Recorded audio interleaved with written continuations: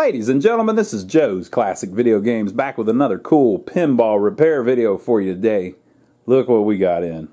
I really like this game. This is a Gottlieb Close Encounters of the Third Kind. This was one of the first games we ever bought back in the day. Now this is a different one, obviously, because I already fixed that other one. I mean, it wouldn't be back here broke. Come on. But yeah, years ago we had one of these, and I really liked it, mainly because I just, hadn't had but one or two pinball machines before that. But it's a cool old Gottlieb game. It's from the System 1 era. It's one of their very early solid-state games. Now these Gottliebs, and by the way, that's how I pronounce it. Deal with it, people. These Gottliebs have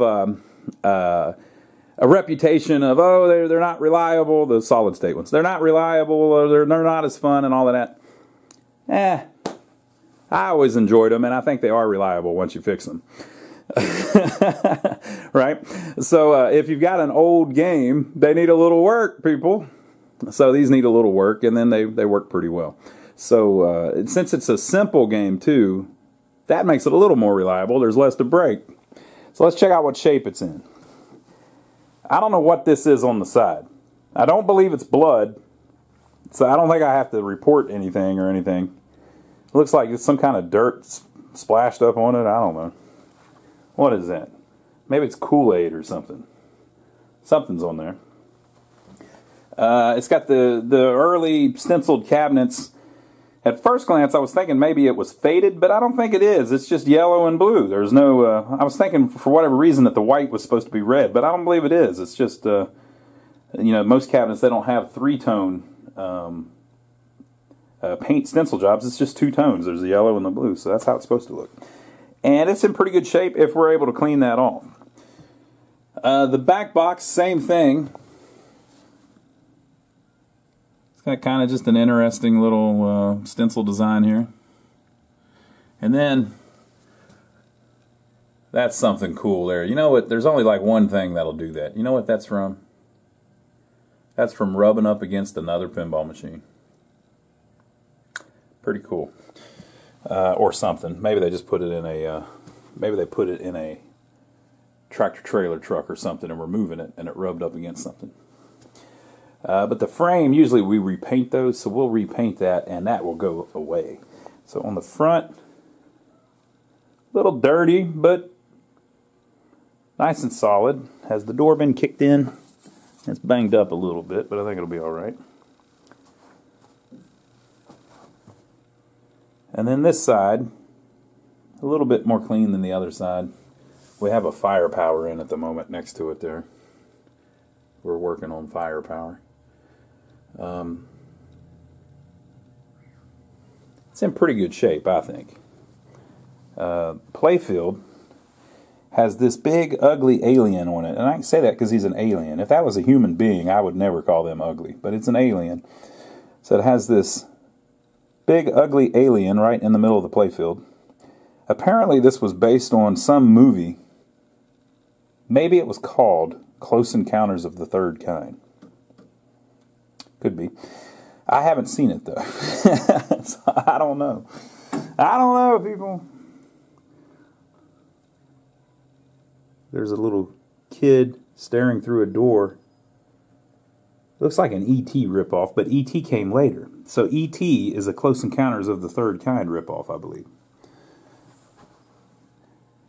Everything looks pretty good. One thing about these Gottlieb games from the 70s, either they just never got played, which may be, or they had a different coating on the playfield, some kind of lacquer or something, because they hold up. Look at the shape this thing's in. There's hardly any wear. If I wanted to show some wear, see that little chip on the edge of the 3X? Now compare that to the Williams and Bally games we usually get. Usually they're beat up. But all of the people that don't like the Gottlieb solid state games, I'm sure will say that is because nobody played them. Back glass. These are kind of hit and miss. Sometimes you get one and it's destroyed. Sometimes you get one that's in pretty good shape. This one, to me, looks perfect from the front. I don't know. Maybe it's in much worse shape than I think. But we're going to find out really soon. Luckily, here on this video, you'll get to see the back of that back glass. So what have we got going on? There's a big spaceship. The mothership has arrived. This is George Clinton coming down right here. There is some kind of thing flying out and shooting at them. And off in the distance, you can see some kind of light, and all of the people are walking towards it. And then, just to make it awesome, over here in this corner, they have put like your typical 50s couple going, "I don't know, Sally, what do you think's happening?" And she's going, "I don't know, Archie, but I'm glad you're here." 1978. Okay, so we need to open the back box and see what it looks like in there. Let me find the keys. I found the key. Now, they had a really cool setup where the door hinges like that, right? So here's our back box, our back glass. Wow, it's in almost mint condition. This thing has been stored well. Very cool. Now you notice, see how the score windows are blue? They had like a blue transparent film silk screened on them so that it made these Futaba vacuum displays display with like a blue tint. I think some of them were green too, which is pretty cool. Now, since they use these vacuum fluorescent, what do they call them? Vacuum VFDs, I think. Something like that. Something like that. They ran on a lower voltage than the ones that William and Bally used, which were plasma. So the Bally and Williams ones run on like 200 volts. These ran on like 60 volts. So you know what that means? They last a lot longer. Now, I just jinxed myself, which means that at least 3 of them will be dead on this machine. So Gottlieb did not want to make solid-state games, and the reason was because they were killing it with the electromechanical games. They were like stomping a mud hole in Williams and Bally. Kind of. Williams and Bally had some good ones too. But Gottlieb was the undeniable king of the electromechanical pinball machines. It wasn't even close. And they didn't want to do a solid-state game. So they had to, though, because Williams had already done it, Bally had already done it, and they were last out of the gate. So they tried their best, and they had Rockwell design their board set for them. And Rockwell was making stuff for NASA. And so they thought, well, this thing's going to be reliable as hell. We're getting Rockwell to do it. But all that meant was it was over-designed and expensive, right? They didn't know that at the time. So this is their setup. Very sparse. So the power comes in, runs to this power supply. Now there's some transformers and stuff down on the bottom too. We'll show that here in a second. But it comes up to this power supply. That's the original power supply. Doesn't look like it's ever had a thing done to it. We'll see. Well, it has a Brady tag on it, but that could have been from when they bought it. We'll see. We'll see if I can find any identifying serial numbers or something. That one's different than that one. Yeah, they're all different. So somebody has swapped boards. Scratch that part of the story. But that's the original power supply. They make these brand new. So you can buy a new one if you want. We'll fix this one, though. And then it runs up here to their board. This was the problem. The board used these special little chips called spider chips because they look like a spider. And that was a Rockwell creation, right? And the problem is, if they stop working, you can't get them because it's custom, you know. So if any of those chips are bad, you're in trouble. Now, there is a battery mounted right on the board, right next to one of the chips, the spider chips. If that battery gets up into that chip and screws that chip up, you're in deep trouble because you can't replace that chip unless you have another board that you can steal it off of. But what's the fun in that? Okay, and it has one little prom here that runs all of the code, just a little tiny prom. Let me brighten it up a little bit since we're in the back box now. What's up with my focus? What are they doing to me? So you can see it has leaked a little bit. See how that's all corroded? But this is all stuff I can fix. I can clean and replace. If that one gets corroded, you're in trouble. Okay. So they had the problem where the battery would corrode the chips after a certain amount of time. But then there was another problem. The MPU, those connectors ran the displays, right? And it also ran this driver board. This is the switches. I think these two, both these two are the switches. So this, I think this one runs the switches. So these are like switch inputs and the switch chip, right? But it also had this driver board. This driver board ran the lights and the solenoids. Now, there weren't very many solenoids. Maybe, let's see, 1, 2, 3, 4, 5, 6, 7, 8, 9, 10, 11, 12, maybe 13, something like that, right? There's not many. Okay, so here's the problem. When they first designed it, if one of these drivers locked on, the voltage shorted through the driver back through here and shorted out the whichever spider chip runs the solenoids. So again, if that got shorted out, you're screwed. You can't get another chip. They don't make them. Right? It's an obsolete technology, and it was almost instantly. Like as soon as they made these, you couldn't. I don't know that they designed that actual package for these machines, but they could have. I don't know. But you can't get replacements. To this day, you can't get replacements. So to block that from happening, in a later revision of this driver board, they added these little protection diodes over here. And there's also some down here. But basically, they put a diode in line so that if voltage shorted through that transistor, it wouldn't travel back to the board and damage it. So because of that, forever afterwards, Gottlieb had a bad reputation for making unreliable game boards, even though they had Rockwell design the board set. They thought they went the right way. Dunk, clunk, clunk. They did not. Right? So, if you get a clean one like this, though, we may be able to fix that MPU. We're going to try to. We're going to try real hard to fix the MPU. Okay? Let me take the glass off, and let's look down in the bottom of it and see what kind of shape it's in down there. Boy, I got a good one to show you here in a second. So this is their famous roto target. They use these in EM machines. They also had a flat one that spun around on the playfield.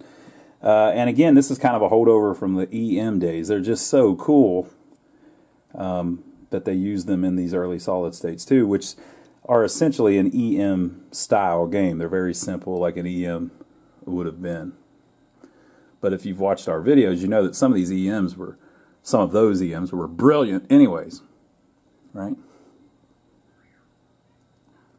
They always had good flippers, I thought. Flippers worked great. Okay, so, oh, I should have mentioned on the boards in the back box, not only the power supply, but the MPU board and the driver board you can buy brand new too. The driver board's very fixable. It's not hard to fix those at all. But the MPU, because of those spider chips, there's a problem. But there's a company, there's a couple companies actually, but the one that I usually use is there's a company called Nywumpf. I don't remember what that means. It has something to do with Gottlieb, but Nywumpf makes a replacement board. It's about $200 and the thing works great. And so you can literally replace all of the boards. So this is definitely something that money can fix, right? A small amount of money can get you all new boards. But here's what I found you inside. You're going to love this. Here's the transformer board with the famous fuse, tin foil fuse. So I'm going to go ahead and take that out because I ain't down with that. I got to get something to pry it out, but we got to pry that out. But we can't even try the game yet because they cut the cord on it. The cord has been cut. But it says light box lamp fuse 10 amp, playboard lamp fuse 10 amp, slow blow 5 amp, 8 volt 5 amp, slow blow 25 volt 5 amp, slow blow 6 volt, 69 volt quarter amp. Okay, so that's for the displays. And you got 2 big transformers here. Yes, they needed to. You've got 2 bridge rectifiers there, the old school ones. And that's about it. So unfortunately they have cut the power cord off, and look, it's just short enough that I can't quite get it in the, if I could just get it in the, it won't quite go in the, I'm gonna have to put a new plug on it. The whole cord. So why did they do that? Well, I don't know. If I was thinking, why would I cut the cord off a game? It's because I definitely don't want somebody plugging it in. So what's that mean? Something's going to catch on fire or something, or explode. Something like that, or maybe an explosion. So we're going to have to be very careful. But don't worry, there's a way we can systematically boot it up. I also found in the bottom this. This is the end of a switch. Little contact. So somewhere in this game, there is one switch that the end is missing off of. So we'll find that sooner or later, right? Okay. Well, I think the first thing we need to do is fix that cord. So we're going to have to find a nice long cord because it solders up here. So we got to get it all the way in here to this line filter. So let me go see if I've got a cord I can use, or I might have to go buy one or something. Now, people, you could just tape it to the old cord, but don't do that. Come on now. Come on, people. If you're going through the trouble of replacing the cord, don't replace half of the. If you tape it to the end, you're only replacing half of the cord, people. Here, I'll show you. So it goes from there up through there, and then it comes out here, right? That's only half of the cord, people. If you put electrical tape on this, then half of the cord you didn't replace.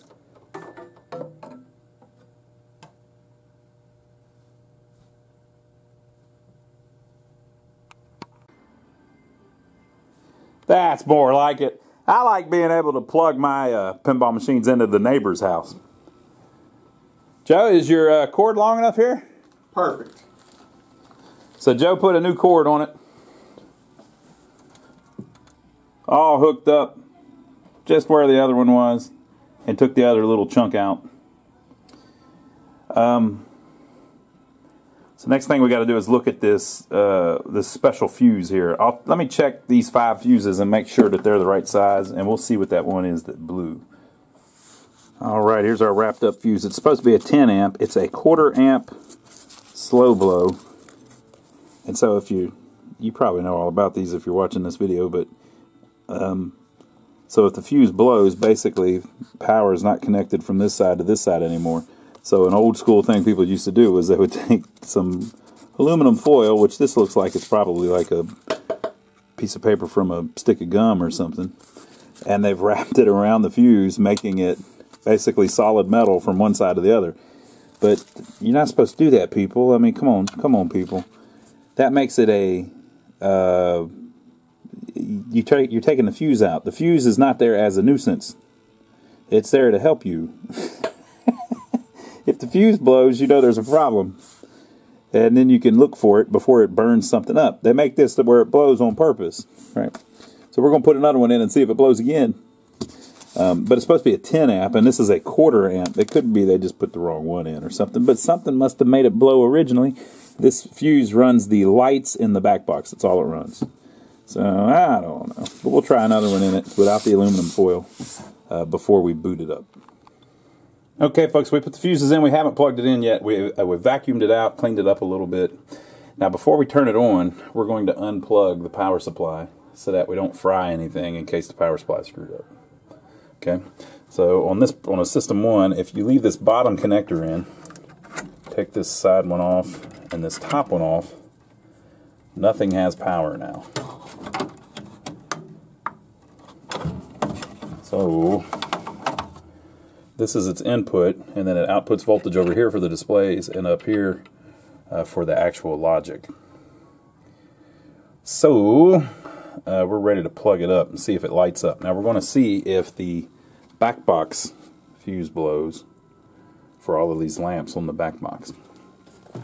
All right, Joe, come plug her up. We're going to watch Joey. We'll have Joey do it so we can watch.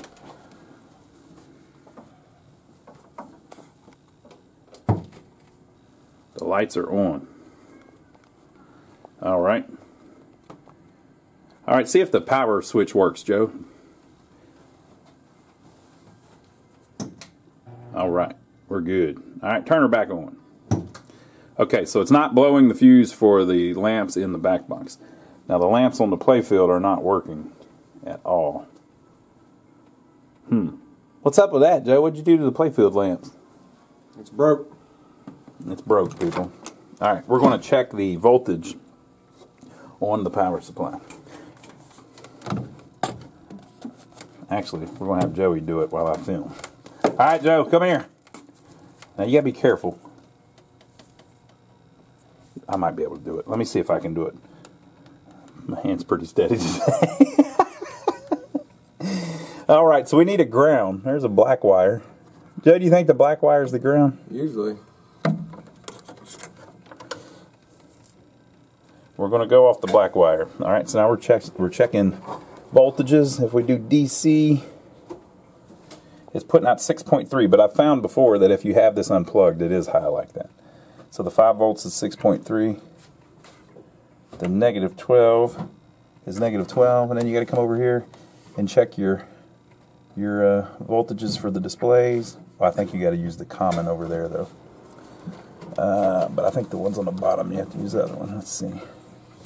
How you doing? Our 9 is 7.85, or I guess that's supposed to be 8.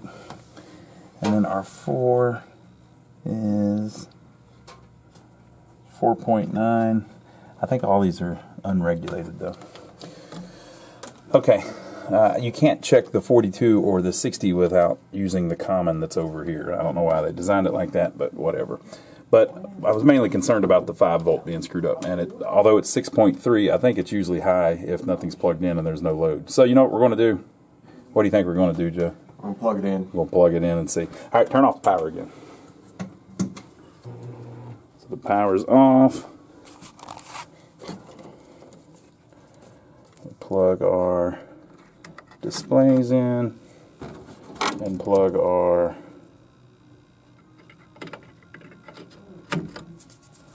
five volts in.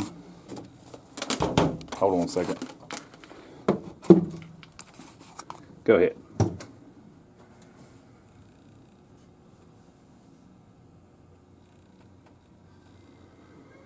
All right, she's not booting. See how it says we've just got a bunch of 8s and stuff? It ain't quite right. Now, you might be wondering, how are these blinking? Because they're just blinking bulbs. They do it on their own. The computer can't do that. All right, so the game board is not booting up. So that's what we're looking at to begin with. Joey, we have a strange problem on this one. What's that? None of the playfield lamps work. So, you know, you would think that would be the fuse. Fuse is good. Another thing, it could be the tilt relay. If the tilt relay, these System 1s had an actual, they still had relays in them. Because, like I said, they didn't want to give up on the electromechanicals. The tilt relay, if it's not clean, the lights won't come on. Because when it tilts, it turns off the playfield lights. Right? But here's our problem. So here's the tilt relay. Mm-hmm. The tilt relay turns that one light off. Yep. Has anyone else figured out the problem yet? The problem is Every single light bulb is burnt out. That's why it's not working. They weren't that $2. Yep. Thank you. There goes that $2. We'll never get that back. So all of the bulbs are burnt out. I'm going to prove it to you by replacing one of the pop bumper bulbs. Pop bumper bulb burnt out. If I can get it out of there. Get it. Get it. There we go. Put a new one in there.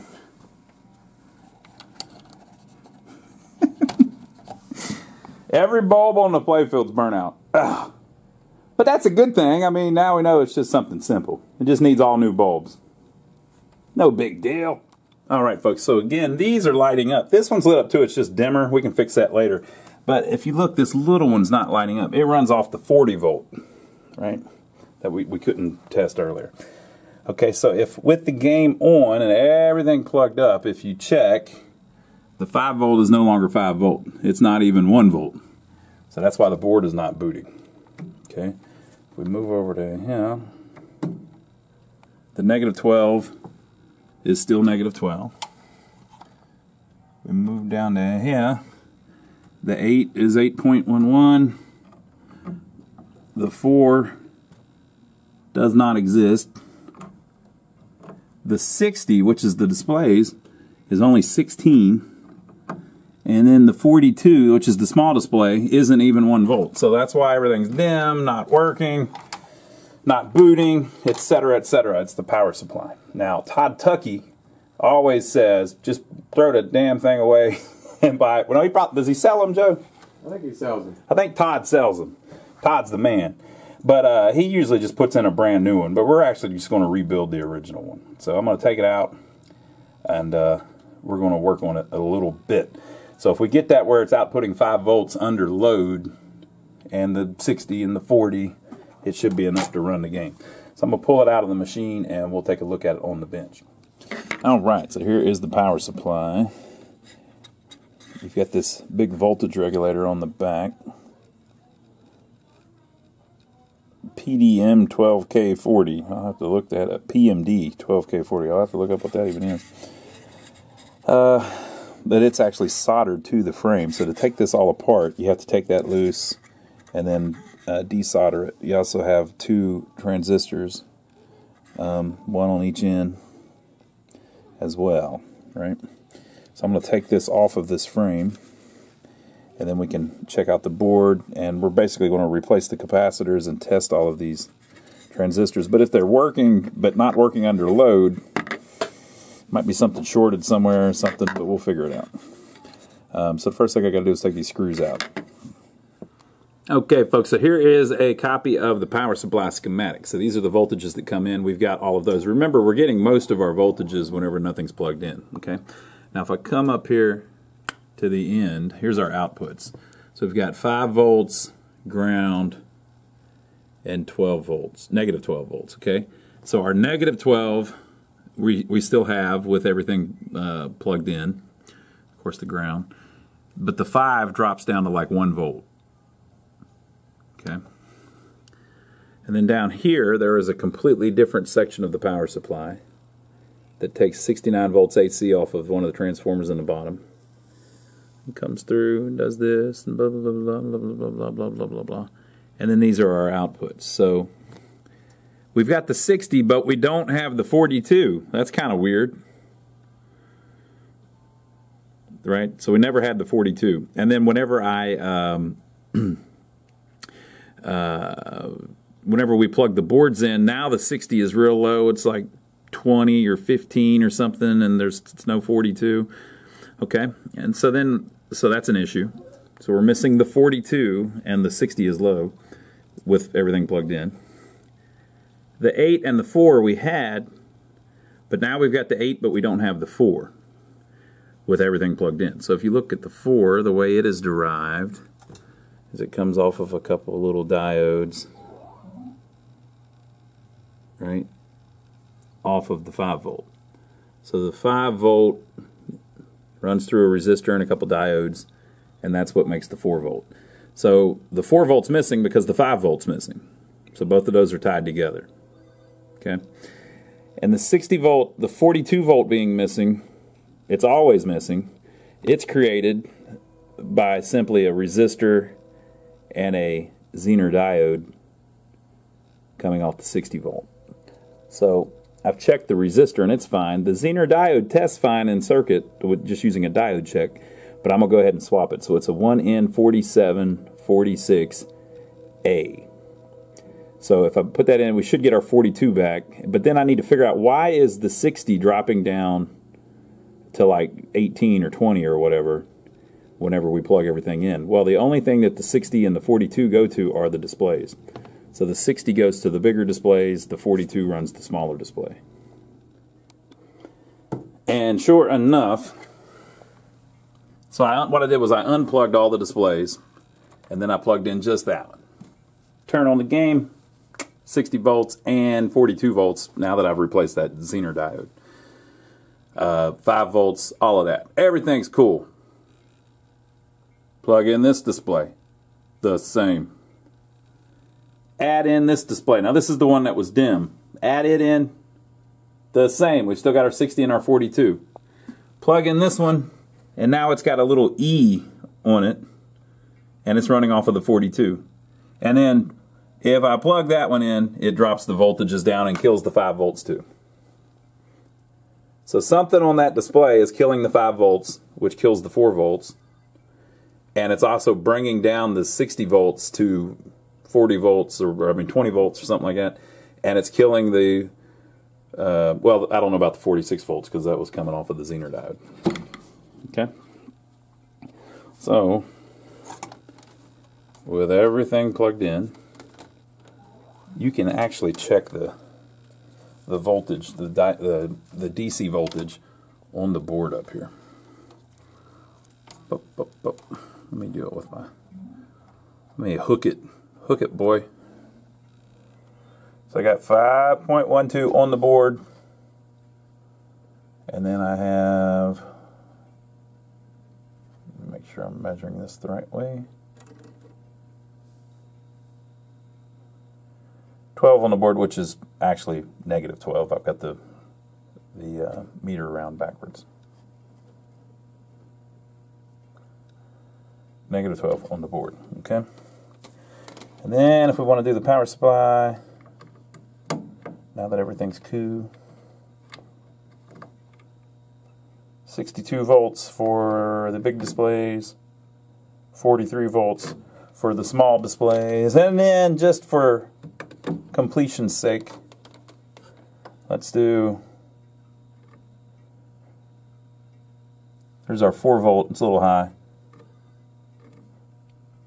and our 8 volt is a little low actually. The 4 volt is used to make the, to help make the vacuum fluorescent for the small display work. The 8 volt is used to help make the vacuum fluorescent for the big display work. So you might say, well, why are they all off? It's because the CPU board is not booting. So it's coming up and it's holding the displays off. It's supposed to, they come up, and then after about 5 seconds, click, they come up and everything works and it all boots up. Not so much on this one, but we're getting to the voltage to the board now. So we've got our 5 volts and our negative 12 volts. If I was to turn off the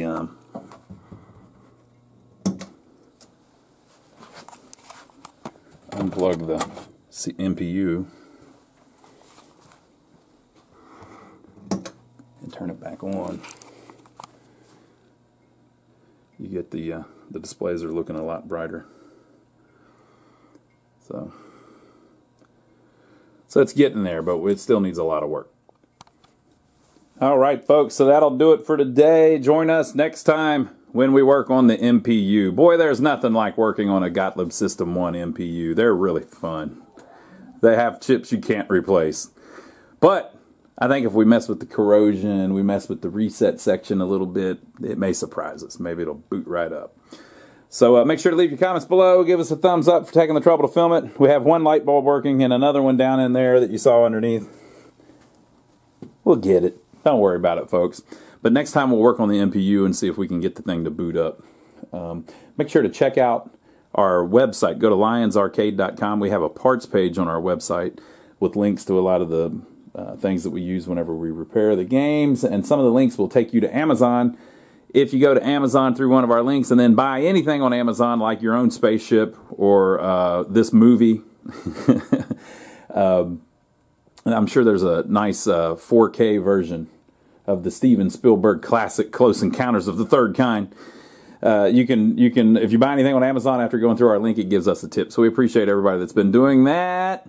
We also have T-shirts and stuff on there. And finally, last but not least, don't forget to check out my brother Donnie. If you don't know about that, that is my brother's channel.